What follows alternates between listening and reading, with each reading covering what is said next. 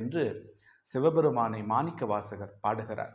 அதுபோல வான்கலந்த மாணிக்க வாசகனின் வாசகத்தை நான் கலந்து பாடுங்கால், நற்கரும்பன் சாற்றினிலே தேன் கலந்து பால் கலந்து செழிங்க நீர் சுவை கலந்து என் ஊன் கலந்து உயிர் கலந்து உவட்டாமல் இருப்பதுவே என்று வள்ளலார் நம்முடைய மாணிக்க வாசகரை பற்றி பாடுகிறார். அம்மையே அப்பா ஒப்பில்லா மணியே அன்பினில் விளைந்த ஆறா அமுதே, பொய்மையை போக்கி பொழுதினை சுருக்கும் புழுத்தலை புலையனேன் தனக்கு செம்மையே ஆய சிவபதம் அளித்த செல்வமே சிவபெருமானே, இம்மையே உன்னை சிக்கன பிடித்தேன் இனி எங்கு எழுந்தருள்வது இனியே என்று மாணிக்க வாசகர் சொல்லுகிறார்.